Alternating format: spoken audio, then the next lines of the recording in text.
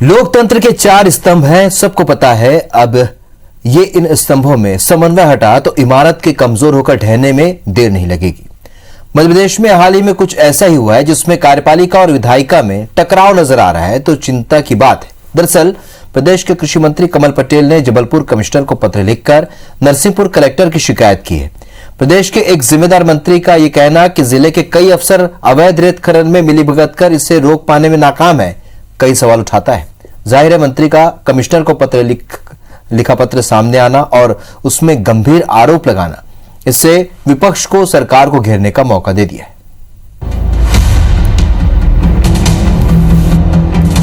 नरसिंहपुर जिले में नर्मदा नदी में पोकलेन मशीन एवं पनडुब्बी लगाकर रेत के अवैध उत्खनन के संबंध में समाचार पत्रों एवं सोशल मीडिया के माध्यम से जानकारी प्राप्त होने पर मेरे द्वारा कलेक्टर नरसिंहपुर को दिनांक 17 फरवरी 2021 को तत्काल कार्रवाई करने के निर्देश दिए गए थे, परंतु उनके द्वारा कोई कार्रवाई नहीं की गई। ये उस पत्र की चंद लाइनें हैं जो कृषि मंत्री कमल पटेल ने जबलपुर कमिश्नर को लिखा। पत्र में कृषि मंत्री साफ लिखते हैं कि कलेक्टर को निर्देश देने के बावजूद कार्रवाई नहीं की जा रही। आगे बढ़ने से पहले इस पत्र की चंद लाइनें और देखिए। नर्मदा नदी में लगातार अवैध उत्खनन जारी है। जिला प्रशासन द्वारा इस संबंध में कोई कार्रवाई नहीं की जा रही, अतः स्पष्ट है कि अवैध उत्खनन जिला प्रशासन की मिलीभगत के बिना संभव नहीं है। अतः अवैध उत्खनन को रोकने के लिए जिला नरसिंहपुर के जिम्मेदार अधिकारियों, खनिज अधिकारी, खनिज निरीक्षक, एसडीएम एवं तहसीलदार और थाना प्रभारी के खिलाफ तत्काल अनुशासनिक कार्रवाई की जाए। बीजेपी सरकार के सक्रिय मंत्रियों में से एक कमल पटेल के इस पत्र के बाद कई बड़े सवाल सामने हैं। क्या नेताओं पर नौकरशाही हावी हो गई है? क्या मौजूदा सरकार में अधिकारी मंत्रियों की बात नहीं सुन रहे?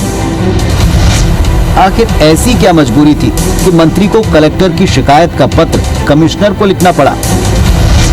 पूरे जिले की सरकारी मशीनरी की खनिज माफिया से मिलीभगत का आरोप मंत्री किस आधार पर लगा रहे हैं? क्या संबंधित विभाग के मंत्री से बात कर मामले को सुलझा नहीं सकते थे मंत्री कमल पटेल? आखिर मंत्री का कमिश्नर को भेजा गया पत्र लीक कैसे हुआ? सवाल कई हैं, लेकिन साफ साफ जवाब कोई नहीं दे रहा। वैसे मंत्रिमंडल में कमल पटेल के सहयोगी कहते हैं कि पूरी सरकार की मंशा अवैध उत्खनन रोकने को लेकर है। इनके मेरे पास वीडियो प्राप्त हुए वहाँ के सरपंच और पत्रकारों ने और वहाँ के स्थानीय लोगों ने जो व्हाट्सएप किए, उसमें अवैध खनन और पनडुब्बी से रेत निकल रही पानी में से, पोकलेन मशीनें चल रही पानी में से।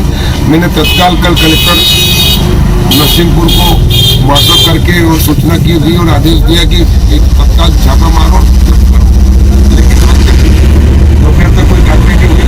मैंने कमिश्नर जबलपुर को निर्देशित किया और इसीलिए शिवराज सिंह चौहान जी ने कहा है कि चाहे वो रेत माफिया हो, चाहे भूमि माफिया हो, चाहे ड्रग माफिया हो, चाहे शराब माफिया हो, वो मध्य प्रदेश में कहीं भी उसको ना संरक्षण दिया जाएगा, ना उसे काम करने दिया जाएगा। पहले से महंगाई के मुद्दे पर सरकार को घेर रही कांग्रेस को कमल पटेल के इस पत्र से एक नई ऊर्जा मिल गई। सरकार पर सवाल उठाते हुए पार्टी कह रही है, मौजूदा सरकार में माफिया के लिए मंत्री और कलेक्टर में लड़ाई हो रही है। हमारी विधायक सुनीता पटेल 7 दिन भूख हड़ताल पर बैठी थी, उपवास पर बैठी थी। सरकार ने ध्यान दिया क्या? बात करना उनसे गवारा नहीं किया और उसके बाद जो है फिर उन्हीं अधिकारियों को हटाना पड़ा क्योंकि उन्होंने कांड कर दिए थे। और अभी जो है अब आपका खुद का कैबिनेट मंत्री उन्हीं लोगों के खिलाफ आवाज उठा रहा है। वही थानेदार, वही भ्रष्ट प्रशासन, वही लूटखोरी करने वाले लोग। तब भी आप देखते हैं इस पर क्या एक्शन करते हैं। वैसे अवैध उत्खनन को रोकने के लिए सरकार की तरफ से हर मुमकिन कोशिश की जा रही है। मुख्यमंत्री हर कलेक्टर कमिश्नर कॉन्फ्रेंस में अधिकारियों को बार बार चेताते हैं कि अवैध खनन रुकना चाहिए। आखिर में एक और खबर जो ग्वालियर से, जहां एमपी सेल्स कॉर्पोरेशन नाम की निजी कंपनी ने कलेक्टर को पत्र लिखा कि अवैध रेत खनन के कारण वो ठेका नहीं चला सकती, इसीलिए जमा राशि को वापस किया जाए। ग्वालियर में नासिर गौरी के साथ सुधीर दंडोतिया, IBC 24 भोपाल।